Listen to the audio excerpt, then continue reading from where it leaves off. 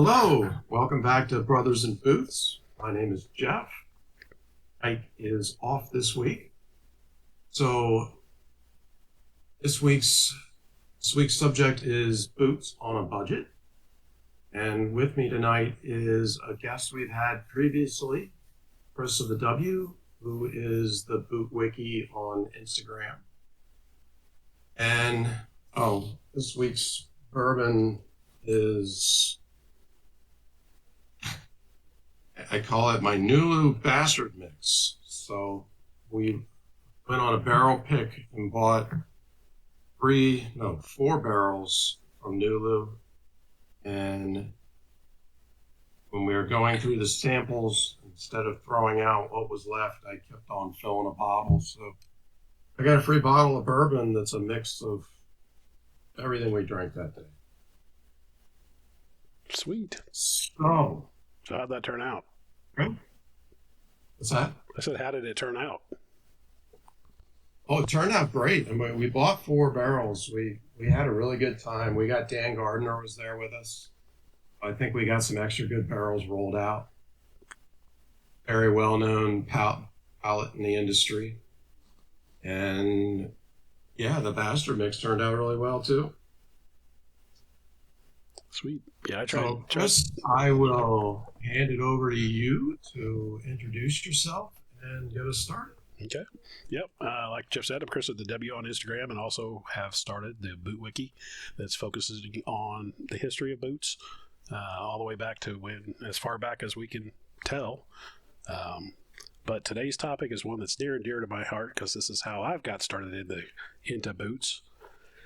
Boots on a budget. So we're going to talk about, different ways that you can save money on getting your boots, where to get those, and some of the limitations that you're going to face when doing that. So I will start with the limitations. So this is going to be the big one. And Jeff and I were talking before the show. This is not something he's been able to take advantage of very much because sizing is going to be a huge limitation when especially on the widths. Those of you out there that have the wider widths, you already know that it's difficult to find boots from name brands to begin with. So unfortunately, this episode probably is not going to be as much for you. You can find occasionally something that would be in your size, but it really is kind of like looking for a needle in a haystack. I have seen some really wide widths and some unusual sizes, but that's probably been 1 or 2 pairs over the past 3 years that I have been avidly hitting the sites that we're going to talk about. So apologize, but for you guys that are a D width and maybe just to an edge of the E, and especially if you're like in the 8-9 size, the world of used and lower price boots is almost your oyster. So this is your episode. D is easy. Yes. E isn't too incredibly hard, but anything more than E, it's a needle in a haystack. Yeah, and even on the E's, what you're going to find is you'll have those in bigger brands, but the smaller the brand, you won't have E's as much. It's just super expensive for a starter brand to, especially if they're doing ready-to-wear boots, to stock E's. It's a huge amount of investment on their part for, unfortunately, a very small market.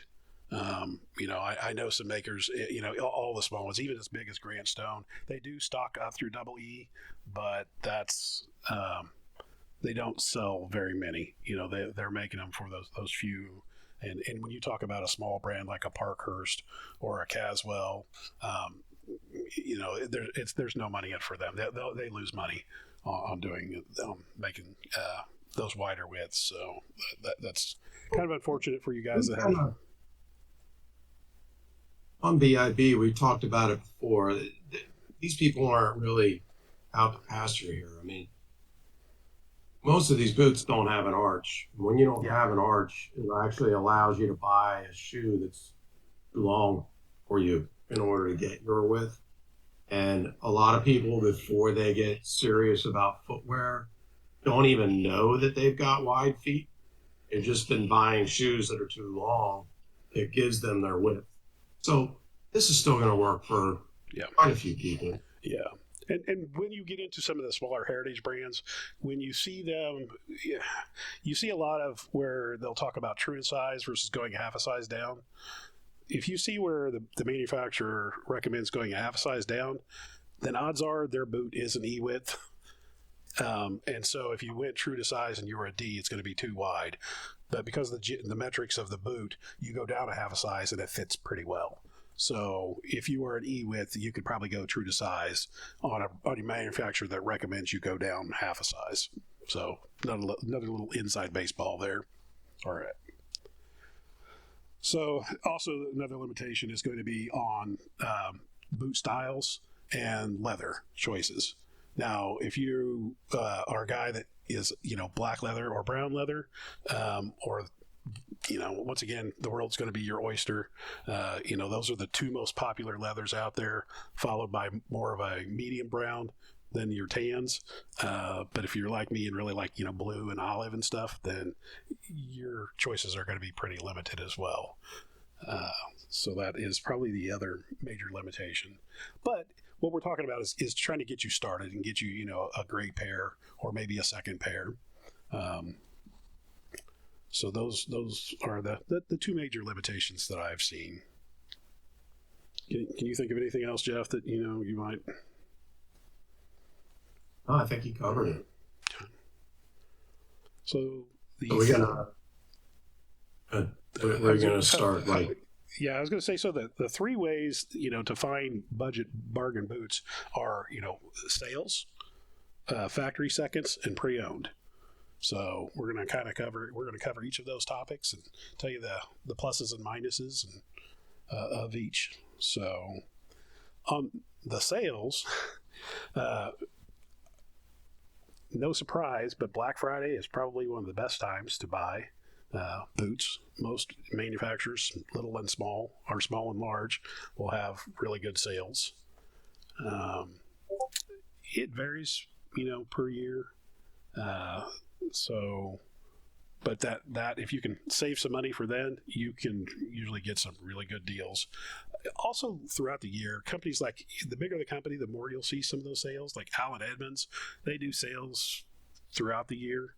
So if you really like their products, then you just wait a month or two, and they've got a pretty decent selection. And that is one manufacturer that is kind of the exception, that has sales that you can get a decent price, and they do have some a broader variety of widths. So not every model that they have do they have as many widths available, but some of their core ones, you can get pretty wide models and narrower widths as well. Sales are going to depend on each brand. You're going to have to decide what brand you're going after, and then start asking the right questions in Reddit and Facebook groups and whatnot to decide when those companies have sales. Black Friday is an extremely popular one. Father's Day is another one that's been extremely popular with men's boots, men's shoes. Some of them don't do sales at all. Some of them do like a clearance sale one random time per year because they're trying to get rid of old stock before they bring in the new season. Yeah. Some of them you'll only find a sale like through a shoe store that sells their product rather than through them themselves. So it all kind of depends. Some of them they'll do 20 sales a year. Name the holiday and it's on sale. Yep. Yeah, this last 4th of July, there actually were some decent sales. I think, I'm trying to think of what the best one was. I wasn't able to take advantage of them because I took advantage of a couple of Memorial Day sales. So some of it is just watching and being available and having some dry powder to burn when that opportunity does come. And most of the time, I mean, you're not going to get Allen Edmonds is kind of the extreme. When you see their prices, you can get as much as 75% off, but you have to remember that they are also a retail store and not a direct to consumer manufacturer. So when you're getting 75% off, sometimes, I mean, that might be a clearance price, but a lot of their prices are what you would probably get close to a direct to consumer brand on sale. So I think most of the bigger or the smaller brands like Parkhurst, Caswell, even Grant Stone, you're going to get between 10 and 20% max off those. I've seen Helm do 20% off.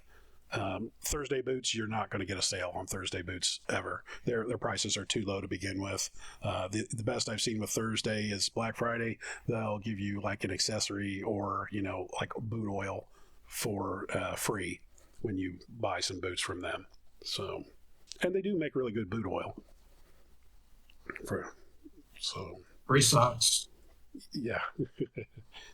It's always good. So we've got the sales. So then factory seconds. So if you're not aware what a factory second is, it's just a product that doesn't meet the QC standards of the manufacturer. Now, that can be anything from something that you may not even be able to see. Grant Stone is absolutely fantastic for doing this. I have personally bought 2 different factory seconds from Grant Stone and couldn't really tell the difference. One is a pair of kangaroo boots that I can see a slight discoloration on the quarter by the ankle, but unless you looked really closely, you couldn't tell. The second pair they sold, I think they were tried on, so they weren't truly seconds, but they did have a bit of a crease. But I saved, I think, it was almost $200 on those. And they were another pair of kangaroo boots, just in a green. They call it jungle, but they're probably the best example of it. And that goes all the way down to it might even have like a slight cut in the leather or something like that. It won't be structural, and it might be. Most of the time, it's going to be in a place that you wouldn't notice it, but you're going to get a pretty good savings on that. And the other part would be used boot or return boots that somebody has tried on, and then samples.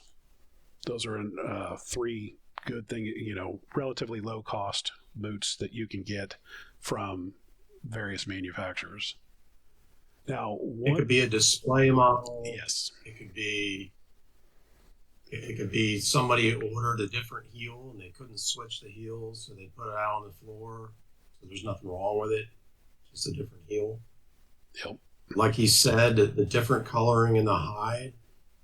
When you get higher up, a lot of places will be picky about making sure that a pair of boots is made out of the same exact hide.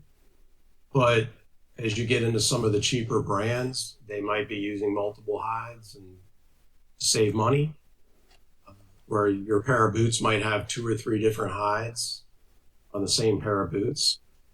Sometimes you don't realize it until later, but the coloring is a little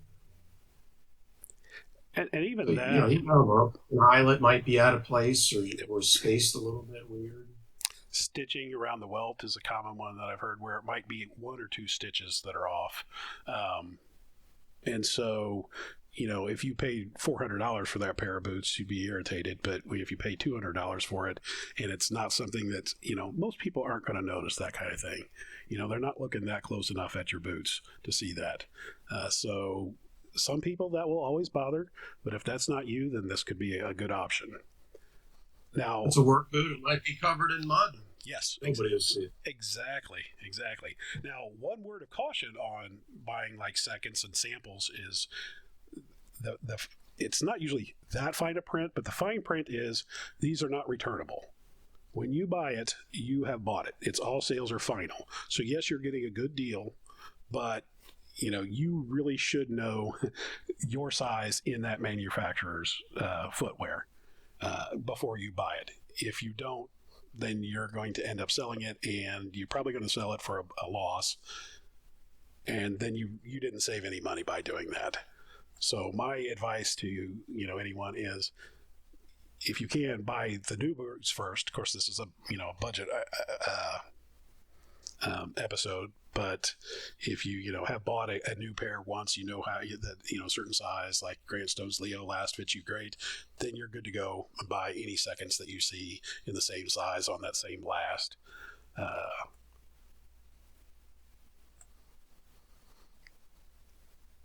Now, some good sites to do what? Discontinued colors. Yes, exactly. And there are several sites you can go to. I'm going to show you just a few while we're here. Hopefully this works because this is the first time trying it. So we did talk about, Allen Edmonds. If you just even Google for save on factory seconds, they'll take you to their factory seconds site. You can also save on clearance. So that's another thing with some of these larger manufacturers. You can sort through. So you can see here, like this Dalton pair that's normally $445 is $229, $230. So that's a really good deal. I mean, you're getting a brand new boot for $230 as long as you know that it'll fit. Iron Rangers are Red Wings. They sell their seconds through Sierra.com or Sierra Trading Post. So you can see you have several models here. Now, this is the most models I have ever seen. I think it's like 10 or 11 on their site. So this is one of those pages that you come back to fairly regularly and check. Most of the time, it's only like 2 or 3 pairs that I've seen here. Now, no, on Red Wings, if it's a factory second, they do put a small hole, usually either in the tongue or in the side of the boot, so that it, shows that it was a factory second. I think Allen Edmonds, they sell theirs through another company that I can't remember off the top of my head. I personally don't own any Allen Edmonds. I know Jeff doesn't either. Another really good company, Adelante, they have their Encore website that these are like the shoes or boots that didn't fit. Cause when you buy a direct-to-consumer brand, you never know. These have been worn very lightly, returned, and Adelante made a new pair for people, and so then they sell these. If you wait, they'll sell these. They'll have multiple sales of 60% off, so you can get some of their boots and shoes. I don't personally have any Adelantes, but I have bought some for my wife. So you gentlemen out there that are looking for really nice shoes for your wife, these are really good quality boots and shoes that she might appreciate the style in. Wesco has a seconds page, and they do a real good job of explaining exactly why it's a seconds. Yeah, Truman does the same thing on their seconds. They'll tell you exactly why. So they don't show pictures of it, but they, tell you exactly what you are getting. I think Trickers has a second store, and like I said, a lot of the other small web pages will have that too. I've seen Parkhurst, Caswell have these as well. You won't see it from like an MTO brand, though, like a Bordeaux or a Blackbird, because they are making those to order. White's has a second sale once or twice a year. I think it kind of depends on how many seconds that they've got sitting around. And you got to be quick. Yes. Because they announced it and oof, they're gone. Yes, yeah. So Grant Stone, they send out their email. If you're involved in any of the communities, you've probably seen people like me posting like, oh, thank goodness they don't have something I need in my size, so I'm, not having to spend money. But both my pairs of Grant Stone kangaroo boots, I bought those within like an hour of the email going up, and, that was the only pair that they were selling. So I've had people on the Reddit and stuff say, dang it, I had that in my cart and was, hesitated a little bit. It's like, well, it is what it is. Like I said, you snooze, you lose. So beyond the sales, I guess you got pre-owned, right? Yeah, you got, pre-owned, and that's a big one. Once again, the larger the brand, the more you're going to find out there on it. And there are, multiple places that you can buy pre-owned through. The hardest to find, but the best deal you're ever going to get is through a thrift store. Now, it helps if you live either in an affluent area or you have affluent areas somewhere within driving distance that you can go to the thrift store that's closest to them. You can occasionally find good footwear. Now, Goodwill used to be really great about that, but you're not going, and you can still find some good deals, I think, in some of the local Goodwills, but they've learned about the magic of the internet. And they have this website, which is nice if you don't live near a Goodwill that's in an affluent area, called shopgoodwill.com. So I'm showing this now. So shopgoodwill.com has a whole lot of, anything that somebody drops off that is worth any money at Goodwill, they're going to sell. And so what they've been doing is taking more of their higher end brands and higher end things and selling them online. So I've been hitting this site almost daily for 3 years. And once again, there are certain brands, Allen Edmonds, find shoes pretty commonly from Allen Edmonds, boots not as much so. But I will say at least once or twice a month, maybe a little more, we'll see some, maybe 3 or 4 times a month, we'll see some really nice boots on there from a brand like we've talked about before, including Wesco, Whites. I just saw, earlier tonight, a brand new pair of Nick's Builder Pros sold for like $200 and something. Let me look that up here real quick. $224 is what they sold for. And these are in brand new condition. The only downside with them is I believe they were a B width. So that is the one thing on shopgoodwill.com that I do want to caution everybody on, is they're not always accurate on what size they say it is. And always look in the pictures and see if you can see an actual picture of the size. So like these Builder Pros, they just advertised them as a 10.5. So if you didn't pay attention to the pictures and went and looked where it's stamped as a B width and you're a 10.5 and you bought these, you're going to be out of luck. They are not going to fit.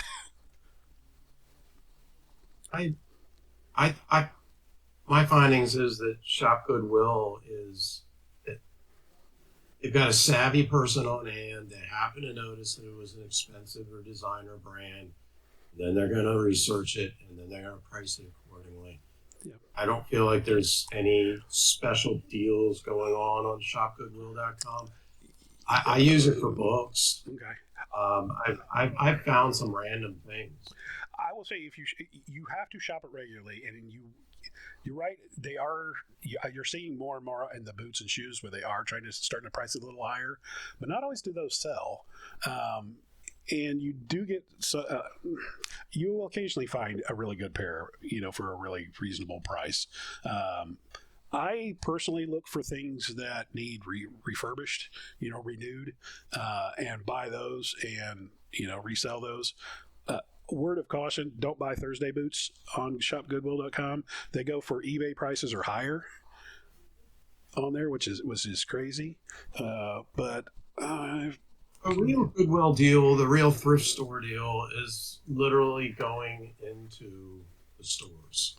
It really is. Yeah. It's kind of like something you gotta enjoy. Some people like going to yard sales. Some people like trying to hit a thrift store every once in a while on the way home, and they're not in a rush to get there. Right. And that's where you're going to find the deals, because it means that nobody knew that it was special to pull to the side, and they put a flat, low price on it. Right. Well, some of it is also, too, brands that are not as popular or not as well known. So this is a pair of Helm boots that I bought for my son. And this is where this did kind of bite me in a way, because they just listed it as a 10 and didn't list the width and didn't show the picture. And when we got these, I had him try them on and I didn't pay attention. And he had a lot of lateral movement room in these. And I can barely see on the tongue, these are a double E and he is a D. Now, I paid, I think, shipped like $40 for these. They are missing the insoles, but they're they're still in really great shape. You know, there's very little wear on the sole. So I'm going to pop a pair or a set of leather insoles in these that I'm going to custom make myself. And you'll probably see those on eBay in a month or two, whenever I get around to posting those, because they really just are too big. But this is a pair of Atalantes, which is kind of dark in this. And these are a nubuck leather that somebody had waxed. And they look absolutely horrible in a picture. And I picked these up, I think, for like $25 shipped. And it took a significant amount of work to clean them up. But once I cleaned them up, they actually look really nice. And these are like a $350 pair of boots that are pretty much, brand new. He wore them for his high school graduation. So there are deals. You've got to be careful. You've got your background set up so that if it's not behind your body, it's blurred. Yeah, I can see. Yeah. So this is not coming through as well. Now I have bought several pairs of Thursday boots, like this pair as well. That's black. That are, it's getting all blurry again. That are a nubuck, but somebody had waxed these as well, and so. Word of advice: never wax anything that's suede or nubuck unless you know what you're doing. Everybody that I've seen that has done it they have not done a good job. Have given them to Shop Goodwill, and I've bought several pairs for dirt cheap because they look like crap, and take several hours worth of work to clean up, but really do look nice once you do. So those are deals if you want to, put the time and effort in. Then you can find some pretty good deals that way as well. Now, and I will say this, shopgoodwill.com through the week, Monday through Friday, there is an average of between 750 and 1,300 new pairs posted of men's shoes and boots. Every day, Monday through Friday. On the weekends, it's between 150 and around 350. So there's a pretty good turnover. Now, there's also a fair amount of Nikes and stuff there, but you can find deals. Another word of caution, though, watch for the shipping costs. So that is something too. They are significantly higher than like eBay. Most of the time you're going to pay $15 minimum for shipping, and then they tack on a little handling charge, sometimes of $3 to $5. So make sure that you check that first before you bid it up, so you know what your total costs are. For Thrift, for me, it's definitely all about walking into the store. Yes. And before COVID, I made a habit of it. Before COVID, I would hit a thrift store almost every week. It was fun. Look through the shirts, look through the jeans. Sometimes you get some good brand that's slipped through, or some old rock concert t-shirt that maybe your t-shirt is, doesn't fit anymore, and you still wanted that t-shirt from that tour or something. Glassware. I find all sorts of great stuff. But back on subject, definitely lots of boots. When they don't bother putting them online, they don't know what they are. It's got a base price. And I haven't really bought a lot for myself, but I've bought a lot to flip. Mm-hmm. You kind of touched on that for a second, but I've flipped a fair amount of boots. They'll be looking, and I'll get those on eBay as well. I've gotten a lot of them on eBay. It's easier to search it from home. But they'll put up a pair of boots. They'll put it up for a low number to get people interested. And it'll have scratches on it, or it'll be really dull, or it'll be matted down suede, like you said. Somebody waxed it. And, you can kind of tell if you've got good radar. You can tell from the pictures and zoom things in and figure out, oh, well, that's going for way too low because of the scratches or the dullness or the discoloring or this or that. And you can say, I've got the chemicals at home. I can clean that up. I can make that look nice. And then I can turn around and sell it for profit. Yep. And I don't do it as much as I used to. I pulled these out. This is a pair of 90s Doc Martens that I had done that with. The tread was in really good shape. I knew what I was looking for as far as the tongue, as far as everything else, to know the vintage of it, because I knew the ins and outs of old Doc Martens. And I knew that it was a vintage model. I knew it was 90s. I knew it was a rare color of green that they'd only done during that time. And they looked like complete dog shit. They were scratched. They were dull. They looked terrible. And, you couldn't barely tell that the yellow thread was there. So I did a lot of work to them, and I cleaned them up. And I think I paid 25, $30 shipped. And I'll put them up for 200, and I'll probably get every bit of that. And I'll put it up in an offer situation, and I might end up taking less, but these vintage Doc Martens are worth it. They stand up. So I'll make $150 on those. The only other ones I had around right now were a pair of Wesco Dr. Lou's, or Mr. Lou's. And they're definitely worn. I haven't done anything to these yet. This is the way they arrived. They were like $70, I think I paid. And they're rough looking. So I haven't decided, and I guess that's why I haven't done anything with them yet. I've had them now for about a year. I'm either gonna send these in as a rebuild, and the rebuild is, I think Wesco right now is charging $250 for a rebuild. So the uppers are in really great shape. Everything from here down would be redone in my exact size. And so $250 and $70 is $320 for a pair of $550 boots, I believe. They're Brown CXLs. So that will, or did I say 250, 250, 320. Still significantly less than a new pair. So you get a $150 profit out of them just by cleaning them up. Mm-hmm. Or I might have a virtually brand new pair of Mr. Lou's, or cheap, or 200, more than 200 less. So the way that I've been with Wesco lately, though, I'm just gonna, I think, clean them up. Do you have any recommendations for your cleaning up? Because you've done some flipping as well. What do you do to clean up a pair of boots? So usually when I get a pair, if it's pretty bad, I'll start off with saddle soap first. If it's a grain leather, if it's a suede or a nubuck, yeah, exactly, the Phoebings, 100%. Now sometimes I've had to go a little bit more extreme. I'm actually currently working on making a pair of Red Wing Pecos boots for myself, lighter, because somebody oiled the hell out of them.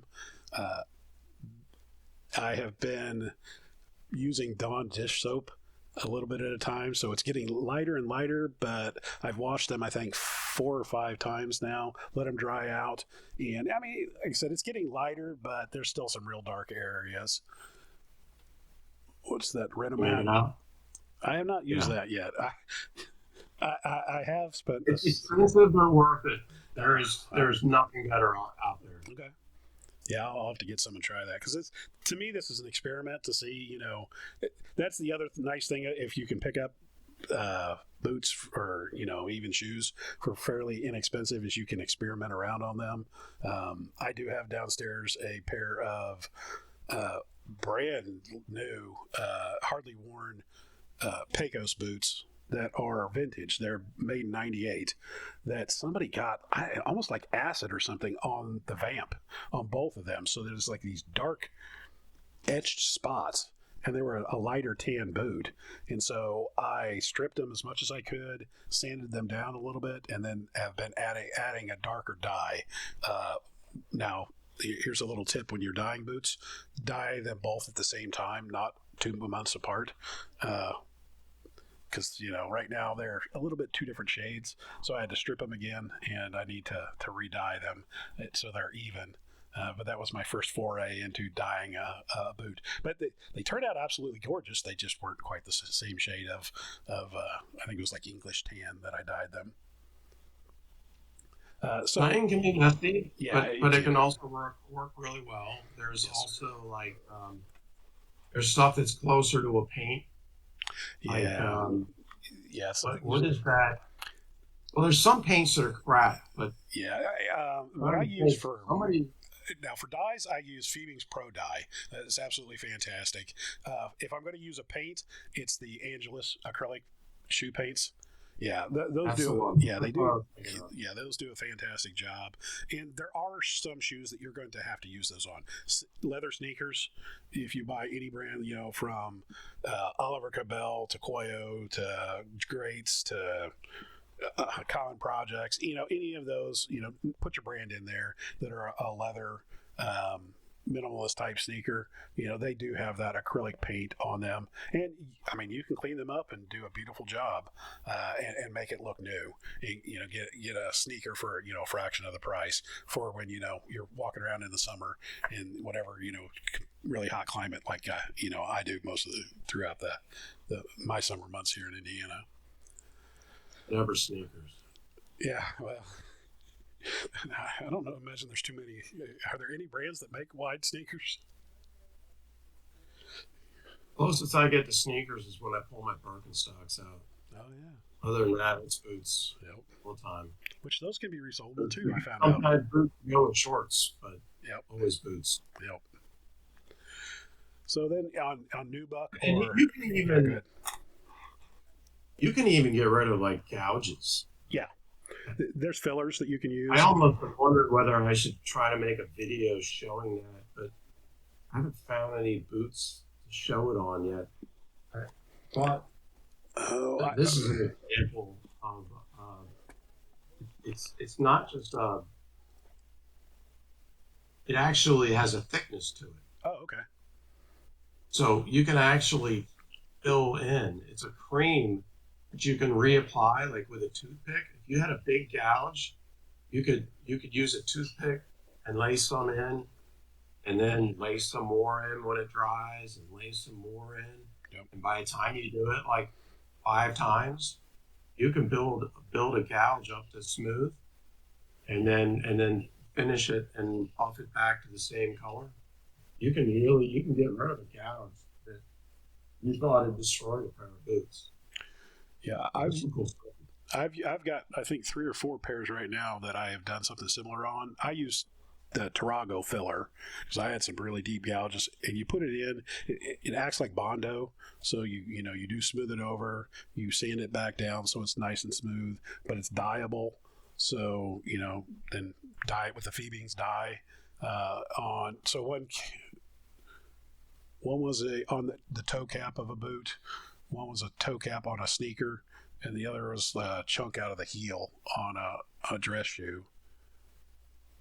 Those are the 3 I can think of right now. And you can't tell the difference anymore. Now, one thing I will say, and I don't know what your experience is, I wouldn't recommend using a filler on bendable spots. It's not going to stick for very long. So, on toes and on your heel counters, perfect places for those. Those are not bendable spots. It might pop out eventually. That's usually where they happen. Yeah. Anyway. Yes, exactly. But if you have some leather shoes that you got and you didn't realize that the leather had gotten too dry and had cracks where the creases are on the sides, that's not a good candidate to put filler in of any kind. You just try to maybe sand that down a little bit and put some cream polish, and you're just going to have to live with that. Make sure that you condition that shoe. So buying, especially through like shopgoodwill.com, you potentially are going to have to put some work into the shoes. Sometimes you can buy something, that is really close to new and get a good price on it. I just bought my youngest daughter's boyfriend for his birthday a pair of Origin Maine boots that normally go for $300 that I think I picked up for $80 on shopgoodwill.com. So it's a little on the higher price side, but they're brand new. Somebody bought them, didn't like them, and didn't want to sell them on eBay, and gave them to Shop Goodwill. I will say this: when you, and this is probably true. This is true on eBay, but especially on ShopGoodwill.com, you got to wait till the last seconds on some of these to bid. I mean, like the last I've 5 been doing seconds. that from the beginning. Yeah, exactly. I mean, like the last 5 seconds, and then put the amount that you're willing to pay, and then if you don't get it, you don't get it, but you're not disappointed. But I'm 50-50 on whether I win those or not. So sometimes you get it, sometimes you don't. But as long as you put I kind of hate these idiots that bid everything up all week long. And, oh yeah, I'll find something that'll be on a week long eBay auction, and I'll start watching it right away, and I'm just waiting for that last minute, and I'm expecting that price to stay the same because I'm expecting everybody else to be smart. But I'll see people jumping up by $20 at a time. All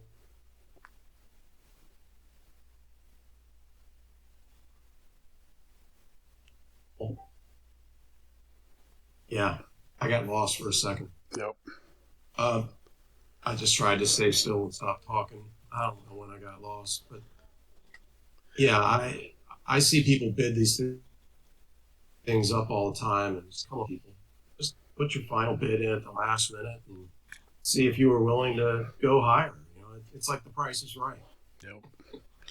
It's all part of the game. Some people just play it better than others.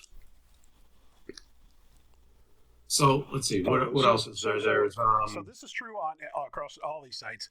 Shop Goodwill is kind of rudimentary, but you can set up your own searches. So if you are looking for like certain brands or something like that, or certain sizes, set up a search so that when you go back, you don't have to look through 1,300 pairs of shoes.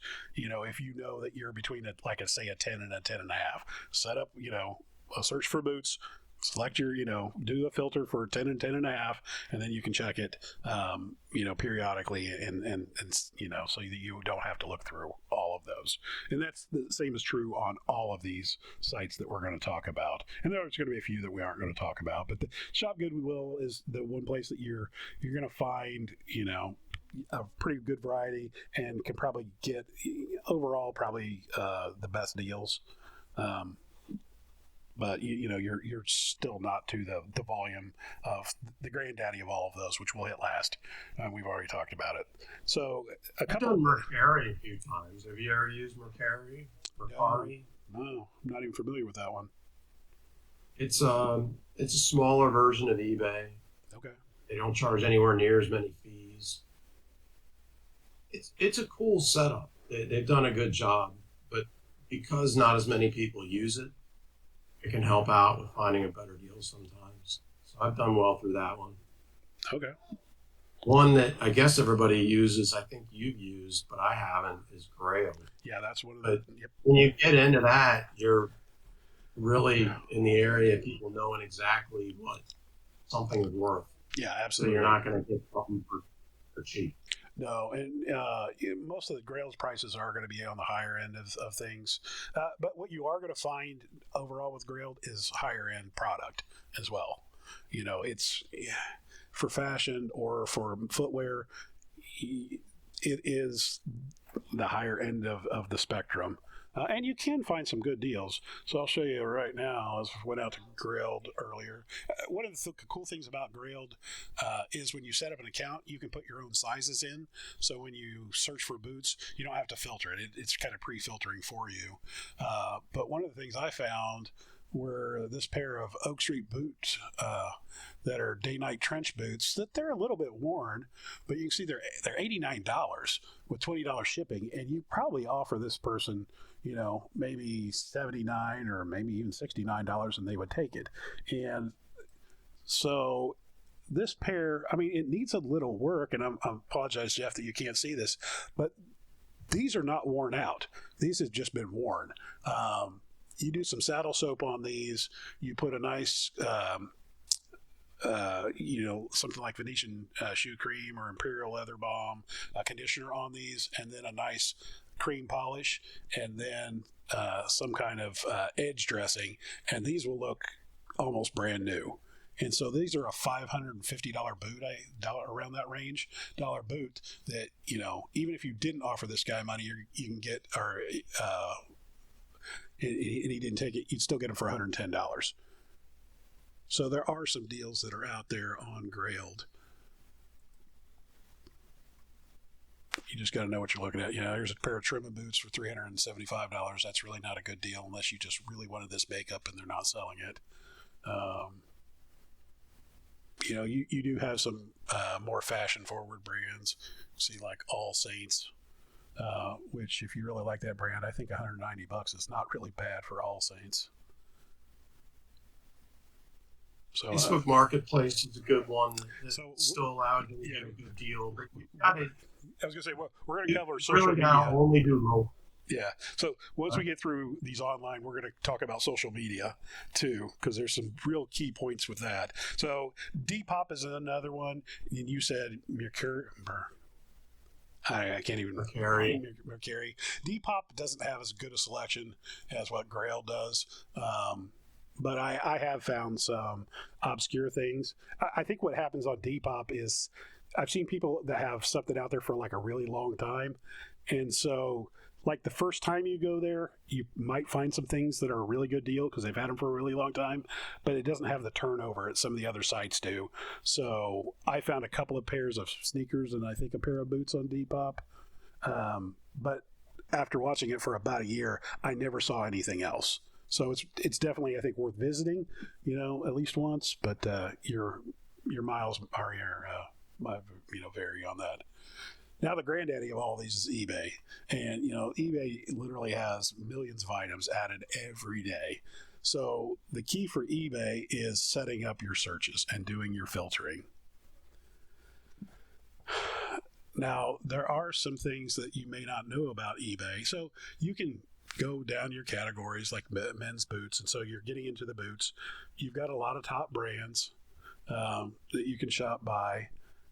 You can do your searches as well for certain brands. So when you do a brand filter, unfortunately, not every brand is listed. But if you wanted to say, let's look for Grandstone boots.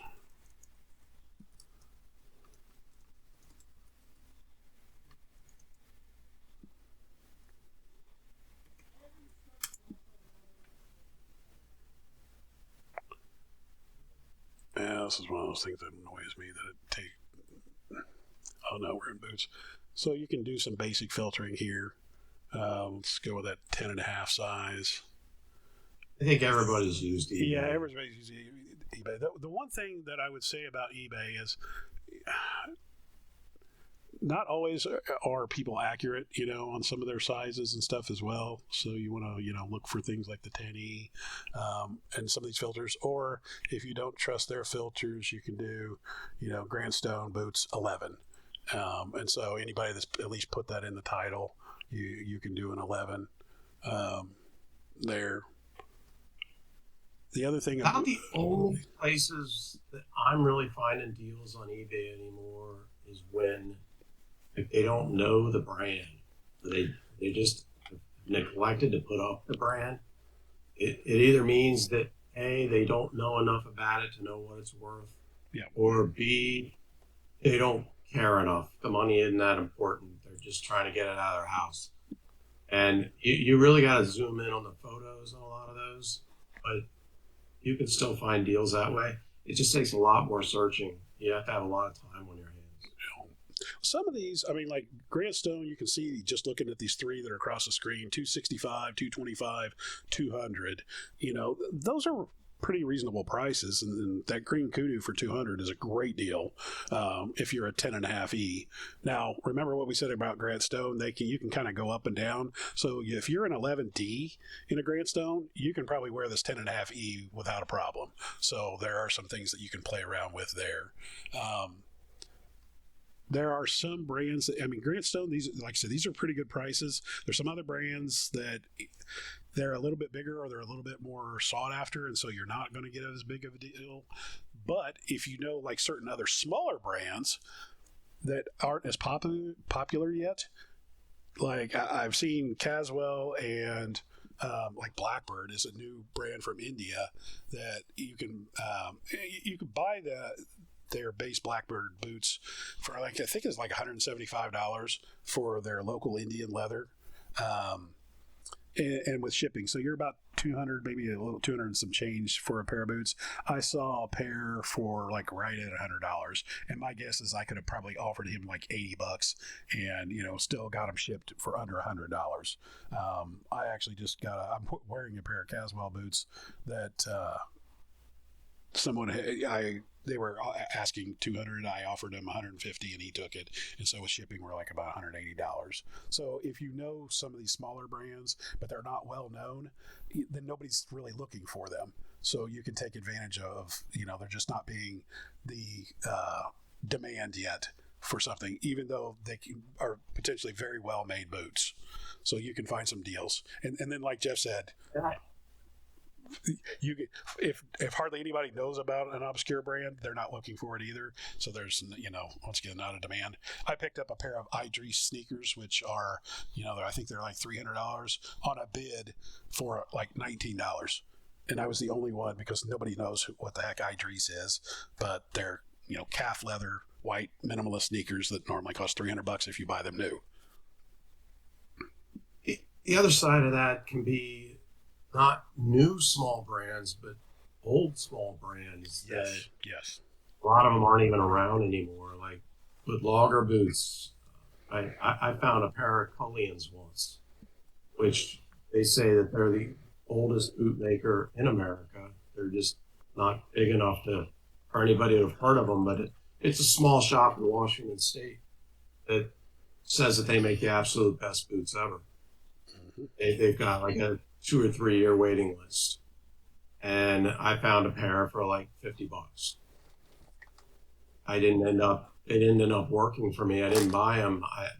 I really thought about it. But you've got other ones like Grizzly, an old Buffalo brand before White's built it. Yep. Bought it. Olay is a brand we don't see very much. It's a Canadian brand. Dayton is another Canadian brand you don't see much. Some old Canada Wests. It's escaping me, but there was another big, tough Canadian brand, and about a year ago, we saw like 20 pairs show up on eBay all at once, where somebody had gotten into a back room and bought them for like 10 or 15 bucks a pair and tried to put them all up. What the brand was.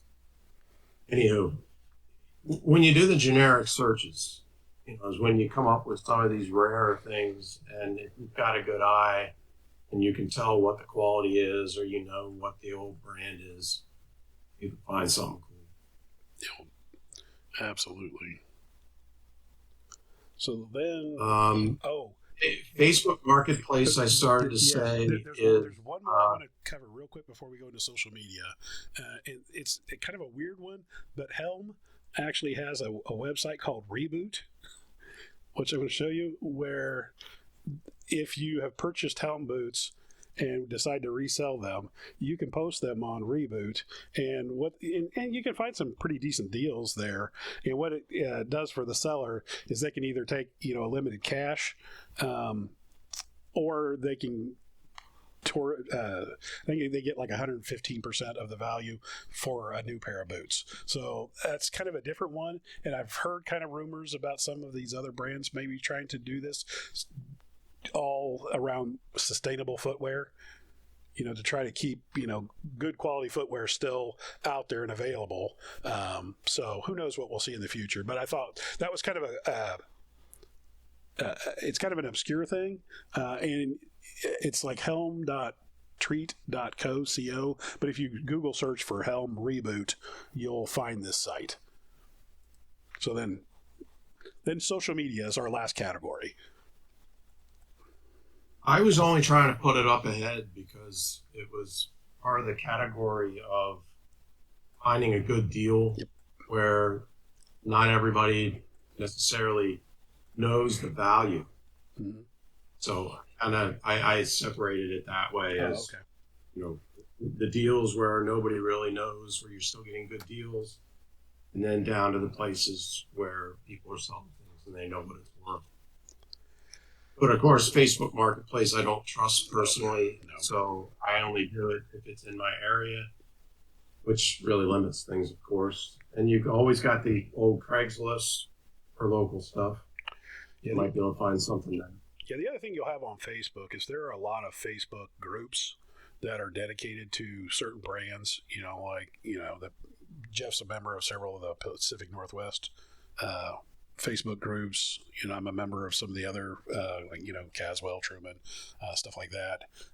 And some of those do allow sales. Now, with anything, that's buyer beware. I've seen some great deals on those. I haven't been on them enough to know the people. So you want to make sure that before you send somebody your money, and this is true of all of these that we're going to talk about, that that person, that they have a good reputation, and, they have other people that have purchased from them. Or if they're a first-time seller, that maybe there's other people in the group that can vouch for them, that they know the person personally, and know that they're not going to rip you off. But you can find there's a lot of trust on these things. Yes, absolutely. I run a group. That's like denim and boots, like anything denim and anything boots. And I try to be careful as to who I let into the group, but I don't know everything. I'll get people that'll ask me, "Hey, do you vouch for this person?" And I will try to take a hard look into their account and do a deep dive. I've got a good crap detector, and I'll let them know my thoughts. But it's definitely a matter of trust. But you don't forget, you can in those groups ask for references, and a lot of people will be able to supply you a few references to make you feel better. What it's worth. Nope. I find the Facebook groups, I think there's some Reddit ones that Yes. I'm not in. For these, and Grailed for that matter, are a lot of these groups where they know the value. Mm-hmm. It's kind of a weird situation to me, personally, because they know what it's worth. And you're either going to find boots that are virtually brand new. Yes. Maybe brand new. I wore them around the house for the day. And that they're brand new. But the problem is that the owner knows that they're new too, and the owner is trying to get every penny out of them. They're not trying to give you a good deal. And some of them are actually even trying to charge more in retail because if there's a wait time. Somebody might sell a pair of Mr. Lou's on eBay or Facebook in one of the groups that have a retail price of $550, and they'll try to sell it for $700. And their reasoning is, well, I've got them for you right now. So you can wait 2 years. Right. Or you can pay more from me and get it now. Now that doesn't. And then there's the people that just want flat retail where you're not saving a thing. And then the other side of that seems to be, here's a completely worn out pair of boots. Who wants a completely worn out pair of boots? There doesn't seem to be a lot of in the middle, but I guess who would really want the middle? Well, so you break them in, right, and they're broken into your foot, not somebody else's. Yeah, when you get into the heritage boot space, when you're talking about more brands, Grandstone, especially Truman, what I find in those groups, because you don't have the wait times for a lot of those,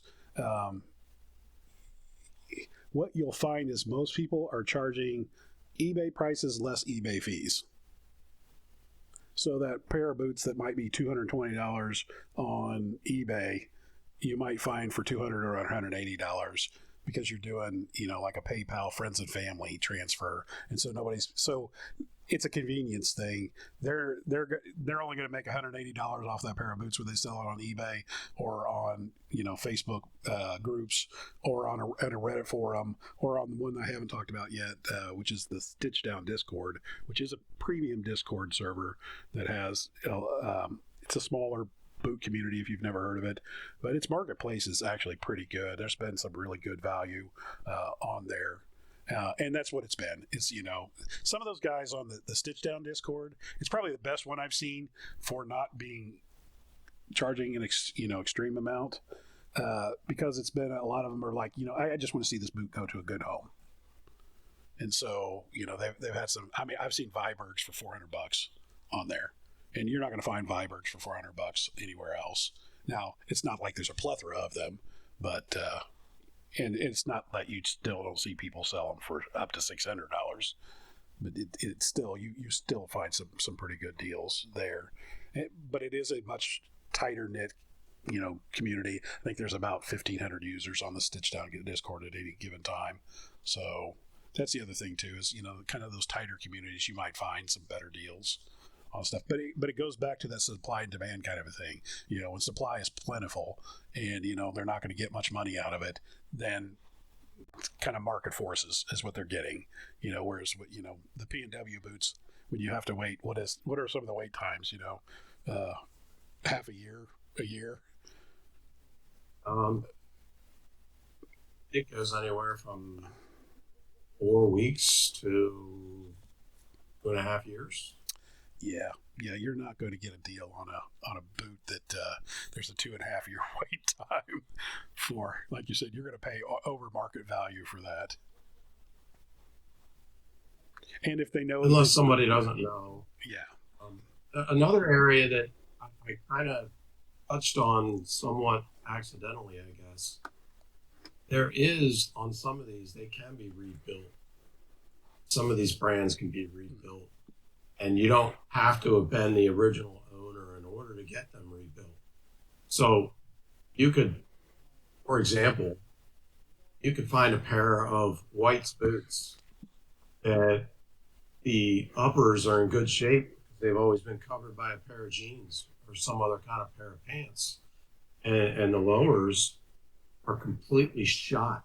Beyond shot. Like absolutely terrible, horrible, throw them away. And you might find, not as much anymore, but you might find a pair of these for like 20 or 30 bucks. And then you get them and you send them back off to White's for a rebuild, and they'll rebuild it to your exact foot size. Or I think we're up to 350. So for $400, you could get a brand new pair of $600 pair of boots, the $200 discount, and the uppers being already broken in as a bonus. You don't have to break it in. Nope. But I think people have kind of figured out some of this. Yeah. So those are harder to find. You'd be able to do well at it. Yep. So maybe you'll still find some. I've done that with Wesco twice. I might do it a third time. But those worked well. I was going to say, those are one of those things when you see that kind of a deal, you can't pass it up. It doesn't matter what it is. It's just too good of, even if you flip it, you're still going to make money off of it. So it's a win-win for me. Yes, exactly. And so, the advantage to if you can, buy low like that and it doesn't work out for you and you have to sell it. If you've bought it right, then you take that money that you just made and buy the pair you really want or put that money towards the pair you really want. So, that is how I got started. I wanted to, wasn't sure what size that I wore. I didn't want to have to return boots. And there were some that I did pay a little bit too much for because I, wanted to win that auction. And because if the boot would have fit, it would have been awesome. But it didn't. So, but my losses were $15, $20, not, $200 because I bought a pair of boots that, didn't fit and I wore them too long to return. So that is an advantage there. The only pair of boots that I did that with, that I took, it's kind of a wash. My first pair of Grant Stones, I bought them a half size too large, and then but I bought them on sale, and they discontinued them, and so they sold out of my size. But I really liked the boot, and it was these tan Essex. And then I found somebody on eBay that had done the same thing. They had bought like a half size too large, but they were selling them in my correct size. and so I sold mine and bought these for about the same price that I sold mine, so it was a wash. So, but that is kind of a rare thing. But that is where you do have to look for. Well, that's interesting. Okay. There you go. Be looking, pretty much every day for something like that. So I think the last topic I want to cover is, so what happens if you do buy a pair of boots and, you don't really have the money and they're too big? Not by a lot, but a little. What kind of things can you do to, at least wear those for a while till you can find something else? Well, one way is inserts, but there's a billion and one brands out there, and the reason is because none of them fit anybody's feet right. Right. So Yeah. I'm not sure I recommend those, but it depends on what they are. Some of them have a deeper heel cap area that can take up some space in the back.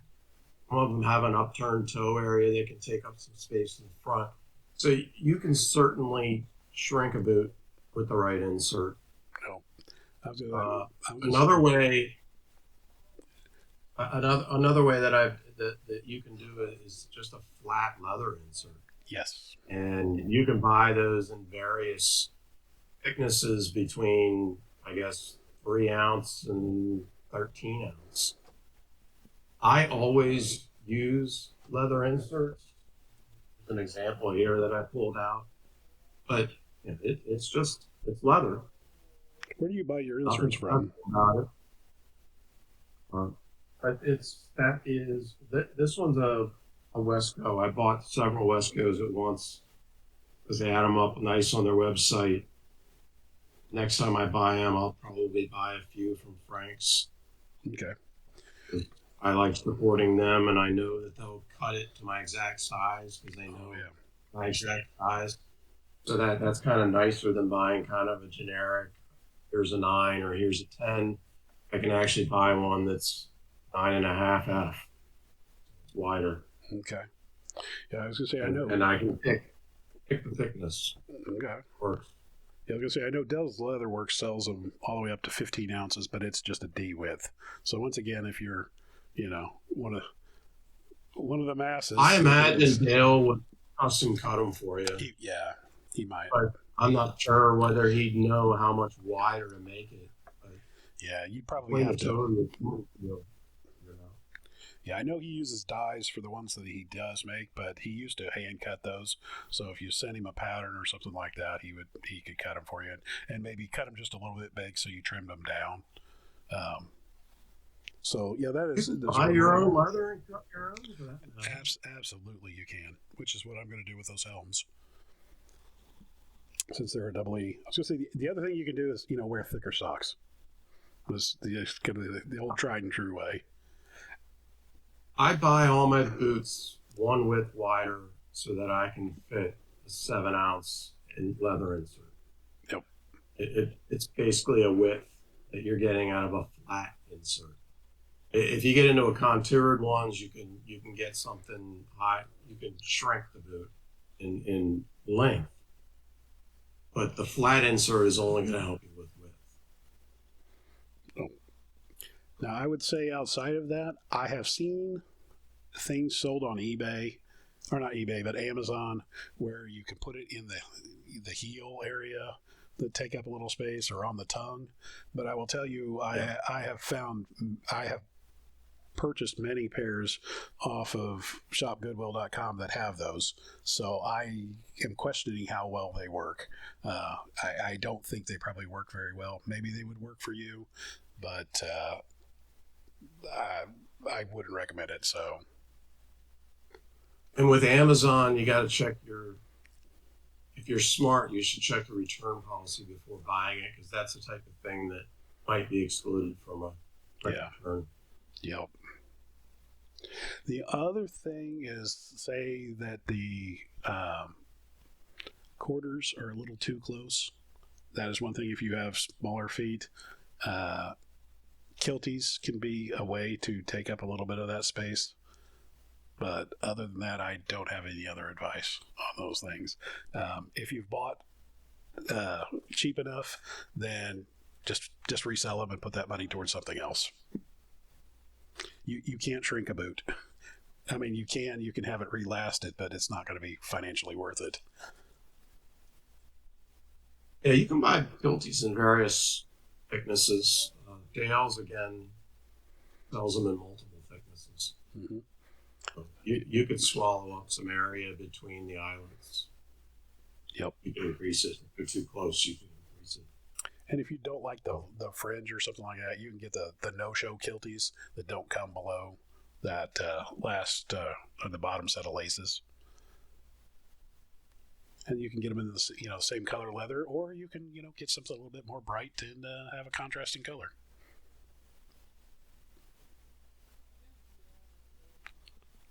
So I'm a big fan of trying to save money and buy some used stuff. Absolutely, 100%. For me, as you said at the beginning of the episode, my left foot is a half size bigger than the right. My width is a double F. Well, an F. And I buy a double F so I can use an insert. And that's too wide.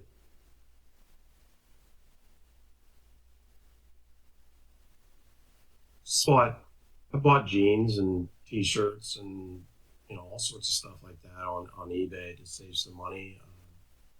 I'm a big fan of the way that Lucky Brand blue jeans fit, particularly the ones that were made in the USA in the 90s. And I'll look through there sometimes when I need a pair of jeans, and I can find the old ones that were made in the USA, which were the best ones that Lucky ever made. And they're already shrunken, so you don't have to worry about it shrinking wrong. They'll measure the waist, they'll measure the leg opening, they'll measure every little thing for you, and you can get a perfect fitting pair of jeans for cheap. Yep. Or dress pants. So certainly done that. I bought a pair of J. Crew boot cut button fly khakis on eBay once, virtually brand new. Love them. So I love the idea of saving a buck. I love the idea of being able to get something that's in good condition and still looks good. And sometimes being a little bit broken in is a good thing. Yeah, absolutely. Yeah, People that are buying brand new jeans with holes in them. Right. So, well, I was going to say, you have clothing brands and footwear brands that are putting, that patina on their products to make it look worn. And, a lot of stuff these days is, not of good quality.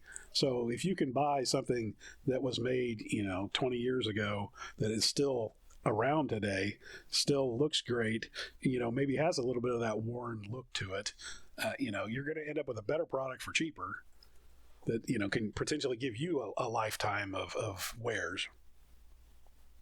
So I'm a huge fan of that. Peacoats was another example that's, I guess people have wised up and learned, but I used to be able to find like Shot brand peacoats, supplied the Navy for many years. Used to be able to find them dirt cheap on eBay. Yeah, not anymore. I think that's gone as of like 2 years ago. Yeah. But it used to exist. Yeah. Engineers, as far as boots, you can just type up flat out engineer without any brands and your size, and you might come across some exclusive, rare, expensive Japanese brand for nothing or virtually nothing, because nobody else knew what it was to search for it. So you're the only one looking at it. Yep. And some of those deals can still be had if you know what you're looking for. Okay, so that's the end of the episode. I think we covered everything. If there's any questions that anybody has, of course, please comment in the comments. I'm always taking a look at them. Yep. I imagine Chris will be looking at them as well this time. Yep, absolutely. Anything we didn't cover, any further questions, anything to elaborate on, any brands that you have questions on that you were looking at used. Be happy to answer those questions, try to field them. If you're interested in any more about, refurbishing and restoring boots, what other kind of options you might have, from, resoling to, some more detailed information about, cleanup, re-dyeing, filling, any of that kind of stuff. And we can, do maybe some how-to episodes and show how that kind of stuff is done. All right. Oh, it was a pleasure as always. Sláinte. Take care. See you all later.